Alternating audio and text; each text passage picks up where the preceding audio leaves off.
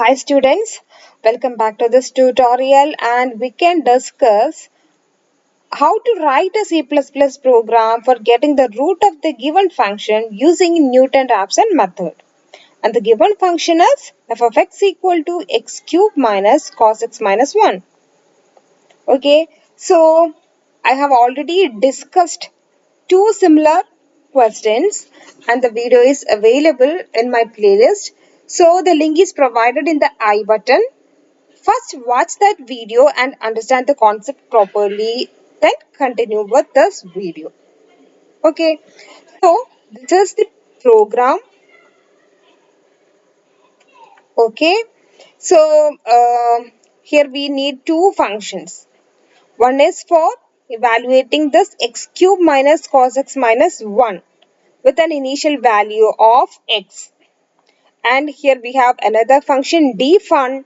This dfun is actually evaluating the derivative of given function x cube minus cos x minus 1. The derivative of it is 3x square plus sin x. So here we have two function which is defined and we can start using these two functions with an initialized value of x.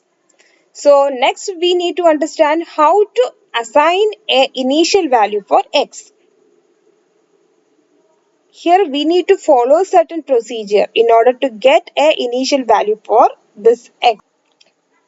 Okay, so this is the procedure for getting the initial value for x. So this is the given function. First assign 0 for this x.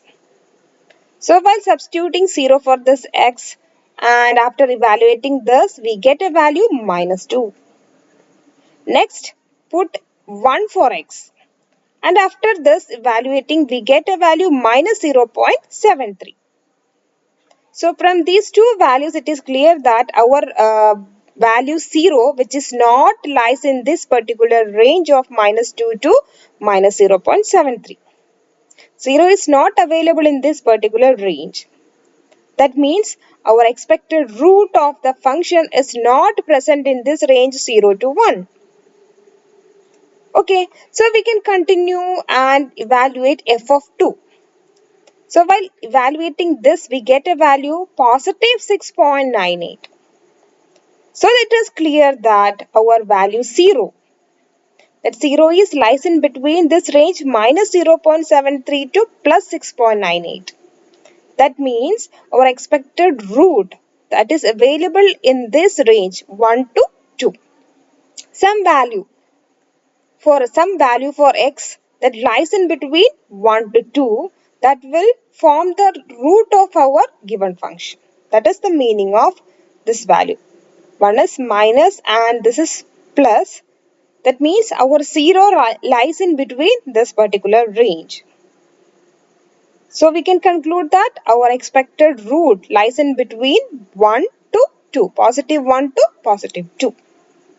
So as an initial value for x, we can start with this 1 or we can start any value in between this 1 to 2.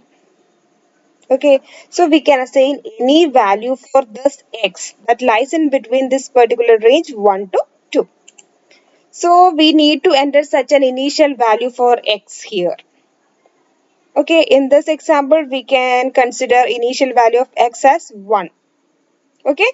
Next, we need an accuracy value of our result, expected accuracy of result. That means the term actually indicate how much accurate result you expect. Okay, so that accuracy value is taken as epsilon here.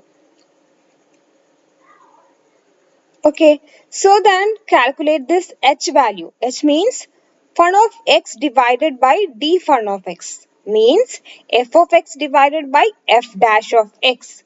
F of x is evaluated using the function fun.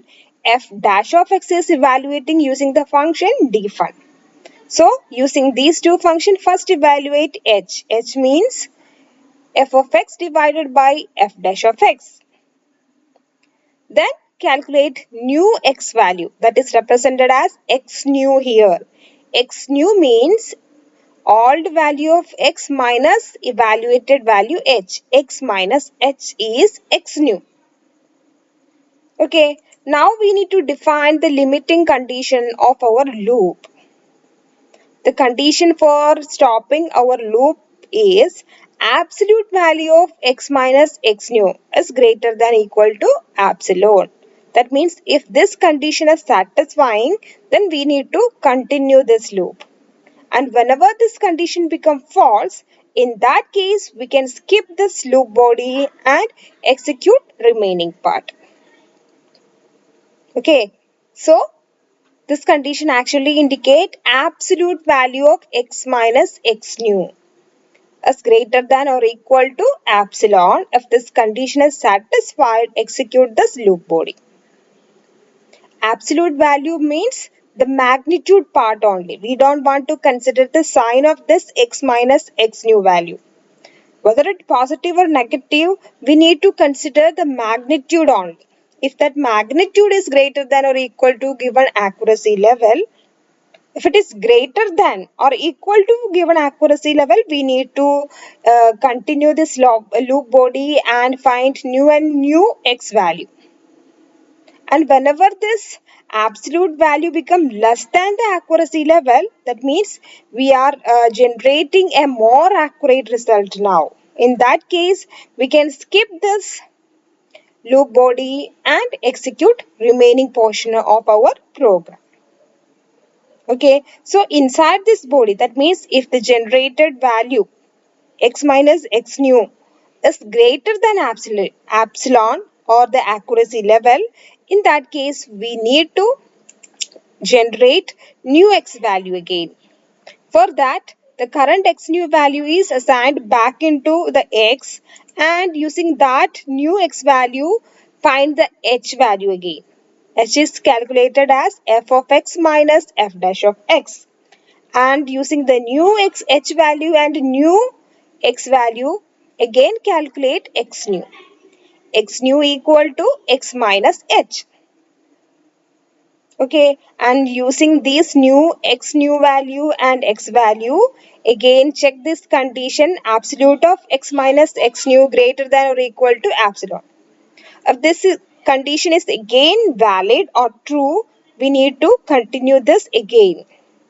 And whenever this condition get violated or become false, in that case we can skip this body of this while loop.